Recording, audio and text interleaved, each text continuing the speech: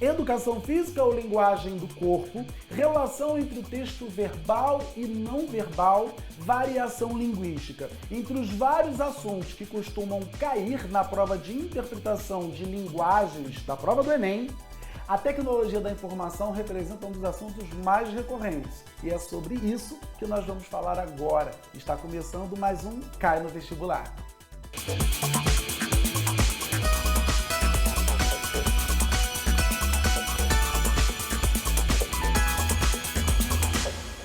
Quando nós falamos em interpretação textual, a maioria dos candidatos se assusta. Por quê? Sim, são muitas as questões, a maioria das questões são de interpretação textual mesmo, e o candidato desavisado, ele costuma de fato perder muito tempo nas questões.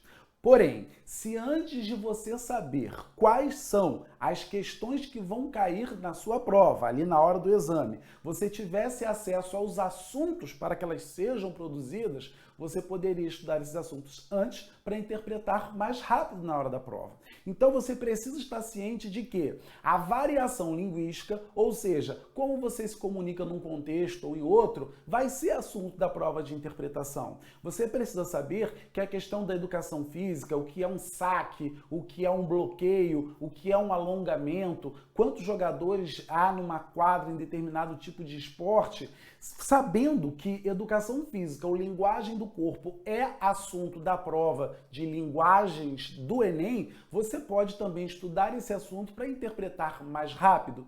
E entre esses eixos temáticos todos, um que as pessoas às vezes não notam é o da tecnologia da informação. Mas o que seria isso exatamente? Quando nós falamos em tecnologia da informação, o primeiro entendimento que a gente precisa ter é que qualquer tecnologia que nós venhamos a utilizar para nos comunicar cumpre uma necessidade social daquele momento em que ela está sendo utilizada.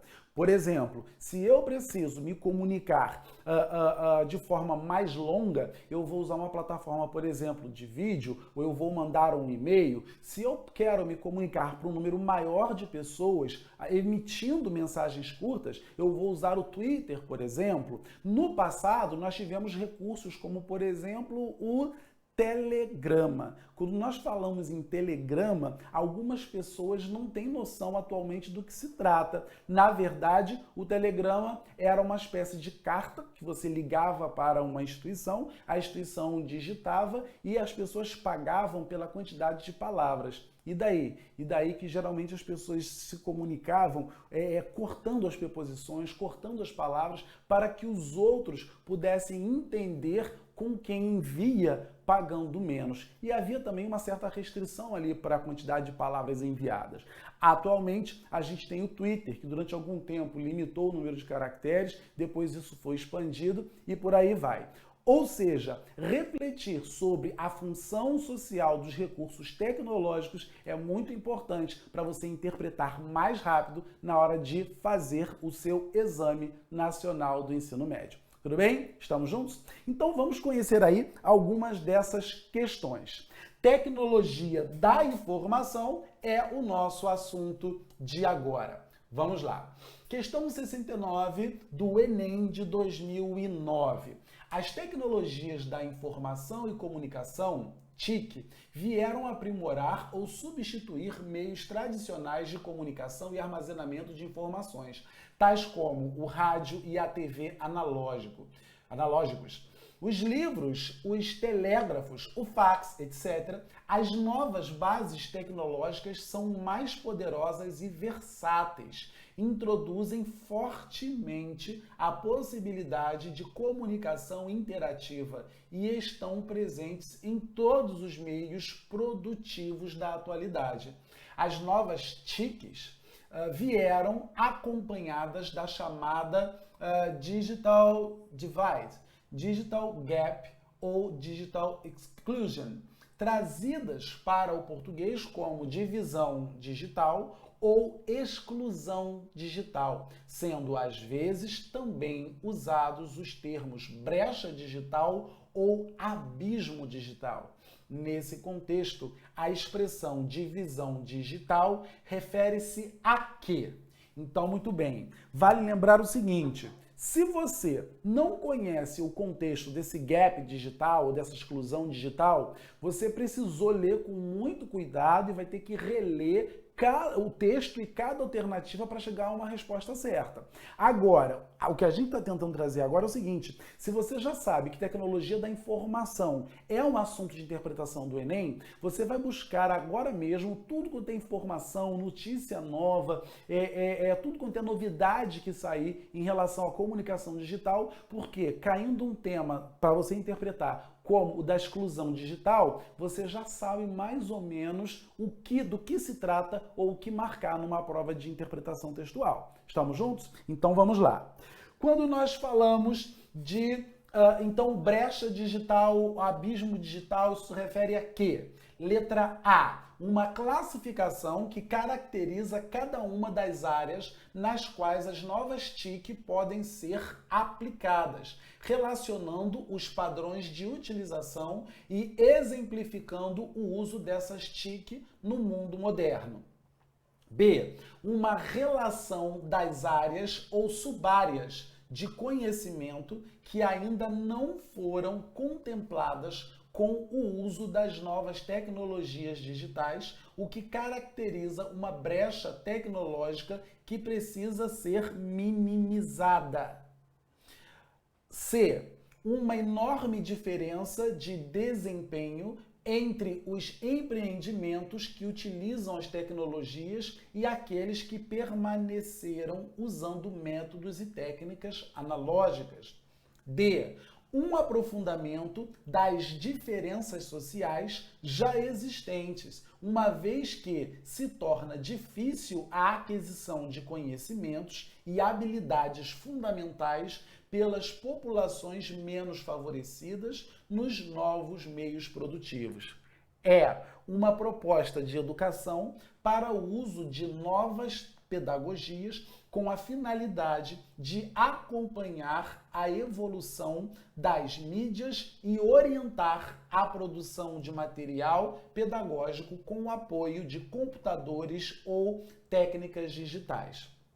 Então, muito bem, vamos ver o problema de cada uma. A, uma classificação caracteriza cada uma das áreas nas quais a TIC podem ser aplicadas. Não. Na verdade, é uma classificação específica para uma situação. B, uma relação das áreas ou sub-áreas de conhecimento que ainda foram contempladas com o uso das novas tecnologias, que ainda não foram, o que caracteriza uma brecha tecnológica que precisa ser minimizada. Então, também não, porque ele não fala só sobre essa ausência, sobre essa brecha, ele fala sobre essa brecha produzindo um outro impacto social, que é a dificuldade de acesso à informação. C, uma enorme diferença de desempenho entre os empreendimentos que utilizam as tecnologias digitais. Não há comparação entre dois empreendimentos.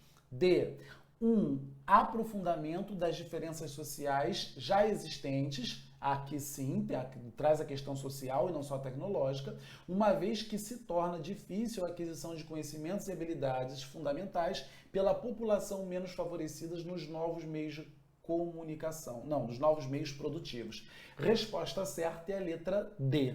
Na letra E, uma proposta de educação. Não é uma proposta. Na verdade, isso é um diagnóstico. A ausência de tecnologia acaba agravando o acesso de alguns grupos sociais a determinada informação. Tudo bem? Estamos juntos? Portanto, a resposta desta questão é letra D. Então vamos à próxima questão. O hipertexto refere-se à escritura eletrônica, não sequencial e não linear, que se bifurca e permite ao leitor o acesso a um número praticamente ilimitado de outros textos a partir de escolhas locais e sucessivas, em tempo real. Assim, o leitor tem condições de definir interativamente o fluxo de sua leitura a partir de assuntos tratados no texto, sem se prender a uma sequência física ou a tópicos estabelecidos por um autor.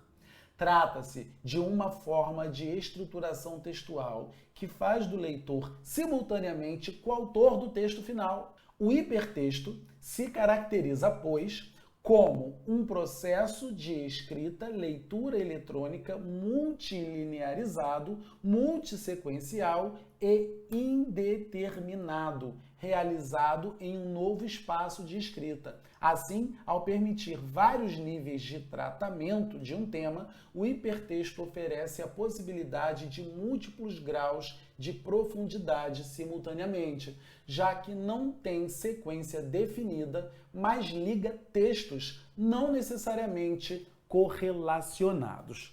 Ora, antes de nós conhecermos as opções, vamos falar sobre o que é o hipertexto.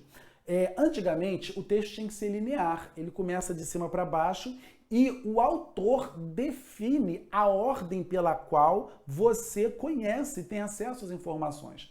O que é o hipertexto? O hipertexto geralmente vem em forma de links ou em forma de quadrados distribuídos. Quando você abre uma revista impressa, por exemplo, você tem o texto acontecendo e você tem aqueles quadrinhos trazendo umas informações. Se você vai começar pelos quadrinhos de trás para frente, se você vai começar pelos quadrinhos na ordem, ou se você primeiro vai ler o texto para depois ter acesso àqueles quadrinhos, se você vai clicar no link antes de ler o texto numa página, isso tudo é uma opção sua. Por isso que você, leitor, é tomado como coautor dessa produção textual. Estamos entendidos? Esta inovação, ou esse modelo, se chama hipertexto. Então vamos conhecer aí as opções desta questão. O computador mudou nossa maneira de ler e escrever, e o hipertexto pode ser considerado como um novo espaço de escrita e leitura, definido como um conjunto de blocos autônomos de texto apresentado em meio eletrônico computadorizado e no qual há remissões associando entre si diversos elementos, o hipertexto. Letra A. O hipertexto é o quê? Uma estratégia que, ao possibilitar caminhos totalmente abertos, desfavorece o leitor ao confundir os conceitos cristalizados tradicionalmente? Então, não é a letra A. Não é a letra A porque a função dele não é confundir. Estamos juntos? Então vamos lá. B. É uma forma artificial de produção da escrita que, ao desviar o foco da leitura, pode ter como consequência o menosprezo pela escrita tradicional. Não, é um produto novo de comunicação, mas entre suas finalidades ou efeitos não está o desprezo por outros modelos. C. Exige ao leitor um maior grau de conhecimentos prévios, por isso deve ser evitado pelos estudantes nas suas pesquisas escolares. Não há prescrição de que eles sejam evitados, pelo contrário, são uma fonte rica de conhecimento. D. Facilita pesquisa, pois proporciona uma informação específica, segura, verdadeira, em qualquer site de busca ou blog oferecidos na internet. Não quer dizer que seja alguma coisa segura. Possibilita ao leitor escolher seu próprio percurso de leitura, sem seguir sequência pré-determinada, constituindo-se em atividade mais coletiva e colaborativa. Resposta certa é a letra E. Essa liberdade de ordem pressupõe uma colaboração do leitor que se torna coautor no processo de compreensão textual. Estamos juntos? Ora, foi um prazer conversar com você sobre as tecnologias da informação, um dos assuntos que mais caem na interpretação da prova de linguagens do Enem. Estamos juntos? Um grande abraço e até a próxima!